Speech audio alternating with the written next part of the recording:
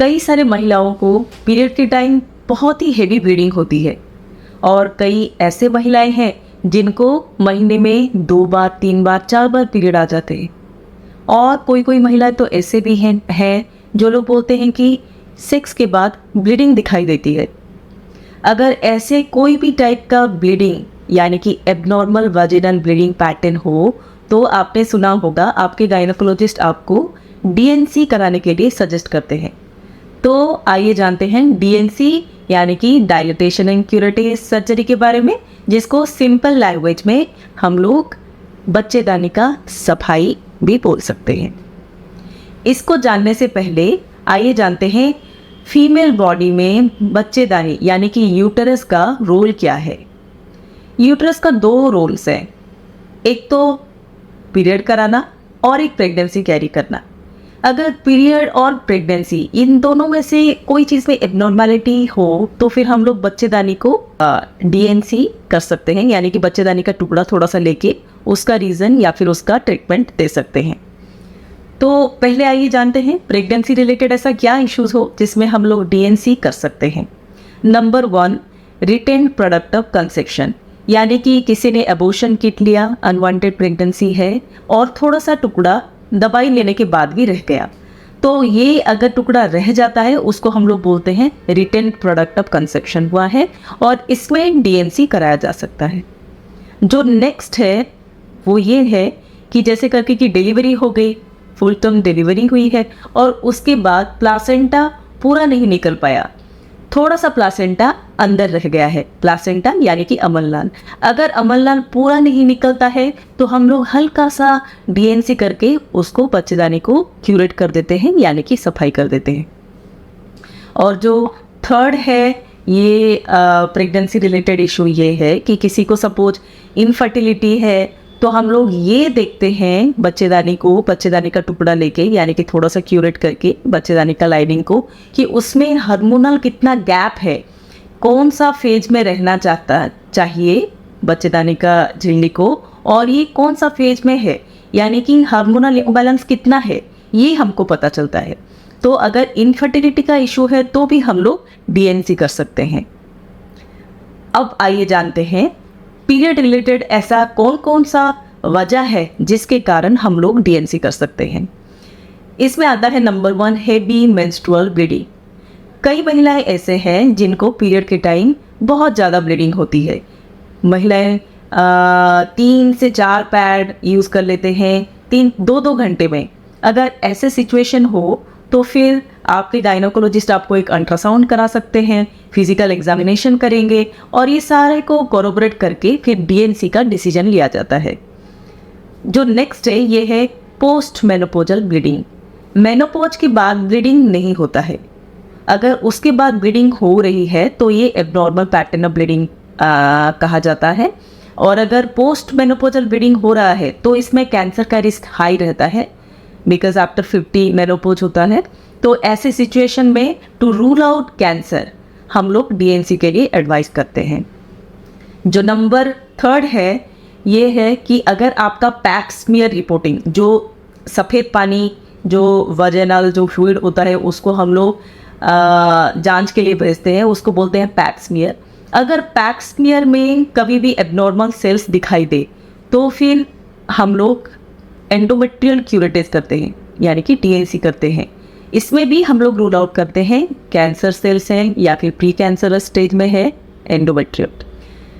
और जो next point ये है पीरियड रिलेटेड जिसमें हम लोग डीएनसी कर सकते हैं वो है अगर किसी को पॉलिप है या फिर छोटा मोटा फाइब्रॉइड है, तो अगर बच्चेदानी के अंदर है यानी कि वो पॉलिप एक इलोंगेटेड स्ट्रक्चर छोटा सा है तो उसको सिंपल क्यूरेट कर देंगे तो हमारा जो ब्लीडिंग हेवी ब्लीडिंग होती है वो रुक जाती है।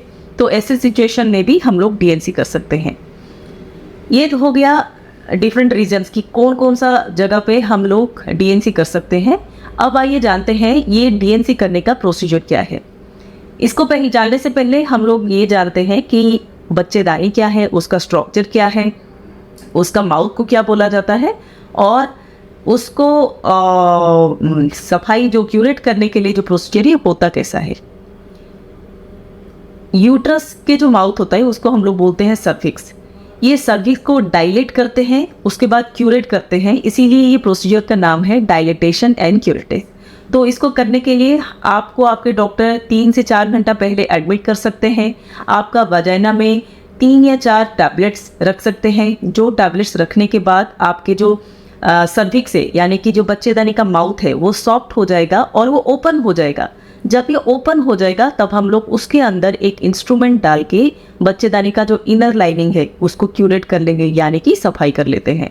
अगर ये ट्रीटमेंट पर्पज में यूज होता है तो हम लोग पूरा क्यूरेट कर लेते हैं, पूरा एंडोमेट्रियम निकाल लेते हैं। और अगर हम लोगों को थोड़ा सा पैथोलॉजी जानना होता है कि ये क्यों हो रहा है, जैसे करके कि एब्नॉर्मल ब्लीडिंग पैटर्न है, तो हम लोग छोटा सा टुकड़ा बस ले सकते हैं और उसको जो छोटा टुकड़ा लेते हैं उसके बाद हम लोग उसको बायोप्सी के लिए सेंड करते हैं। और जो बायोप्सी रिपोर्ट आता है उसमें हम लोग को पता चलता है कि ये जो एब्नॉर्मल वजाइनल ब्लीडिंग हो रही है ये किस चीज़ के लिए हो रही है, उसका रीज़न क्या है। ये डीएनसी करने के लिए, ये डीएनसी को आप बहुत सारे लोग बोलते हैं पेन होगा नहीं होगा, इसको 2 टाइप ऑफ एनास्थेसिया में किया जा सकता है।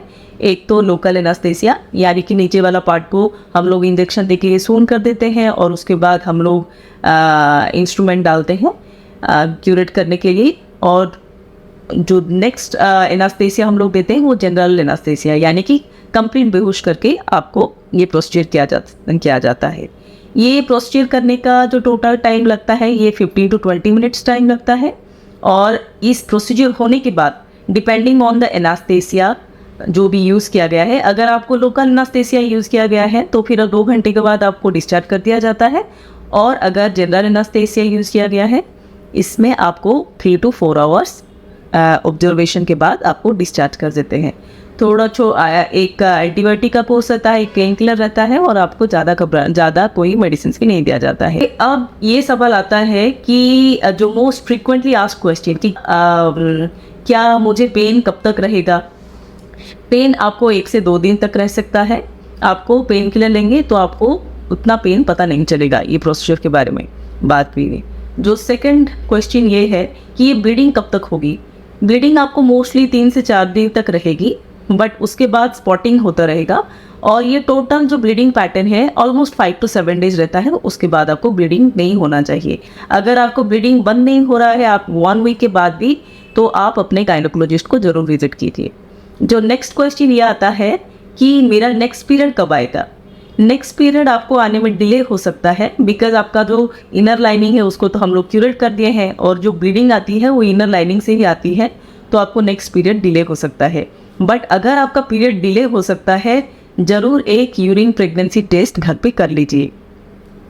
और जो नेक्स्ट होता है हम लोग सेक्सुअल इंटरकोर्स कब तक ना करें। आपको 3 वीक्स तक सेक्सुअल इंटरकोर्स नहीं करना है बिकॉज इस टाइम पे ब्लीडिंग होती है, एक प्रोसीजर किया गया है तो इन्फेक्शन होने का चांस ज़्यादा रहता है। नेक्स्ट, क्या कंसीव करने में डिफ़िकल्टी आएगी। कंसीव करने में आपको कोई डिफ़िकल्टी नहीं आएगी। डीएनसी के बाद तुरंत after 1 month also you can try to conceive. Next question जो आता है ये आता है कि मैं कब काम पे जा पाऊँगी। आप इमीडिएटली नेक्स्ट डे पे ही काम पे जा सकते हो। तो इसमें रेड फ्लैग साइन क्या है, ऐसे कौन से सिचुएशंस हैं जहां आपको अर्जेंट बेसिस पे डीएनसी प्रोसीजर के बाद आपकी गायनोकोलॉजिस्ट को विजिट करनी चाहिए। नंबर 1 है सीवियर एब्डोमिनल पेन। जब आपके पेट में सीवियर दर्द हो रहा है तो immediately without wasting time go and visit your gynaecologist. Second है जब आपको फीवर हो गया है, डीएनसी के बाद अगर आपको फीवर हो गया है, हाई ग्रेड फीवर है, तो भी आप अपने गायनोकोलॉजिस्ट के पास जल्दी से जल्द जाइए। और जो थर्ड है अगर आपको फाउल स्मेलिंग डिस्चार्ज आना स्टार्ट हो गया है तो बिना टाइम वेस्ट किए आपके गायनोकोलॉजिस्ट के पास आप जाइए।